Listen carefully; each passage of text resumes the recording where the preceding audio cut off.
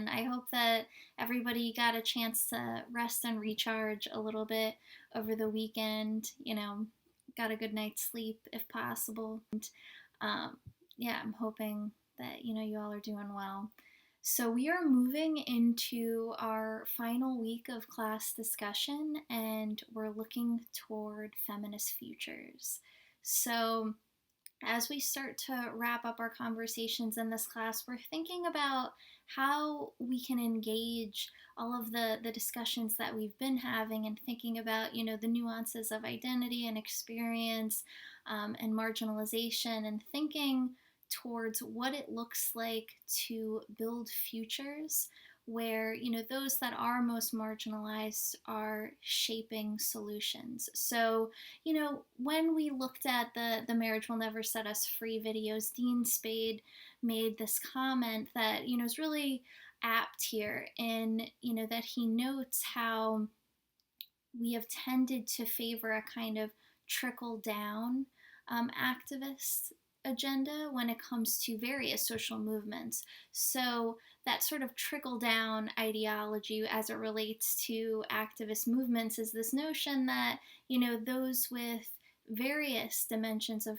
privilege are shaping activist agendas that wind up only working for certain people, with certain dimensions of, identity and experience. And with that, folks get left behind.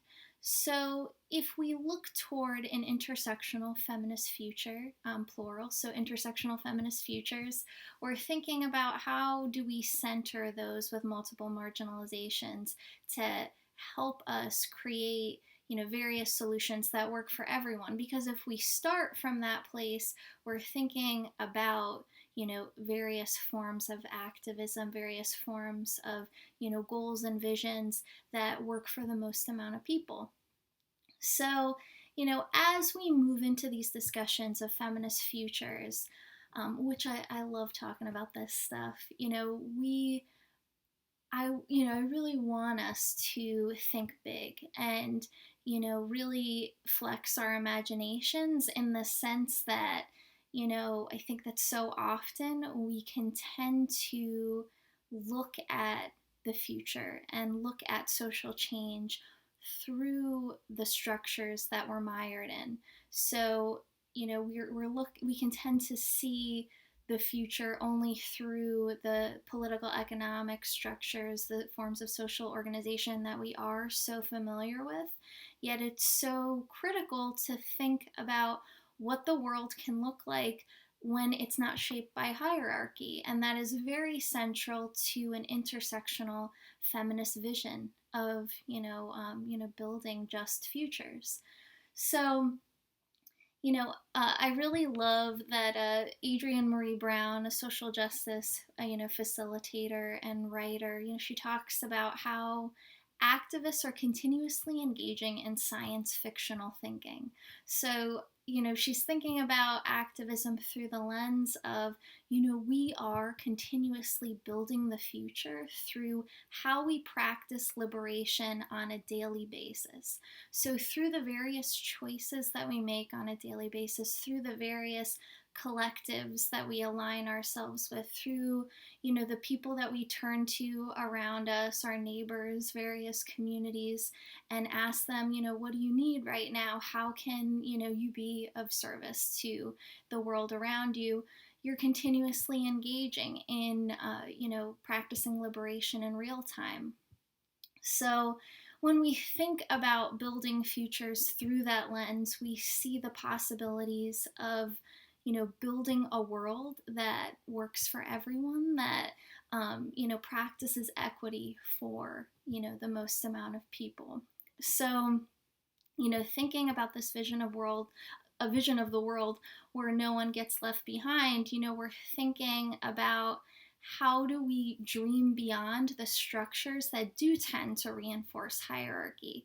And I've been reading this book called Capitalist Realism, and there's a really profound quote in it where the author says that, many people can more easily envision the apocalypse than they can envision a world without capitalism, which is wild to think about, but I do think that is very profound, and that so many people will take our capitalist, political economic system that influences so many different aspects of culture and is really has been the genesis of various forms of reinforcing racial hierarchy in this country dating back to slavery. We see how capitalism can tend to limit the imagination in the sense that we see that hierarchy is always something that is going to exist, that people's labor is always going to be something that's not compensated for accordingly and whatnot, that somebody's always going to be exploited in the political economic system that we're dealing with. But we can think about a vision of the world that transcends these, different forms of hierarchy and thinks about things, through this explicitly intersectional lens. So, yeah, as we move into, these discussions about feminist futures, I do want us to think about how we can flex our imaginations, how we can dream big in various ways, and how we can, think about what a world looks like beyond various forms of hierarchy. How do we, on a daily basis, live that in various ways and practice liberation in our daily lives so that we build that world, in an ongoing way?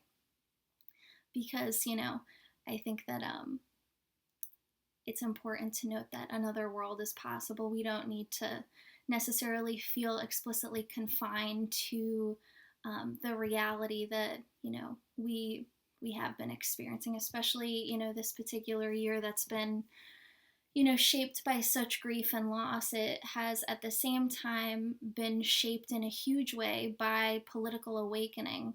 So thinking about, the activist movement that's been taking shape for the last several years and has, really boomed in, this past year, we can see that as, a great indication of where we can be headed in thinking about what is possible beyond the structures that we've been living in. So thinking about what does a world without over policed communities look like? What does a world without mass incarceration look like?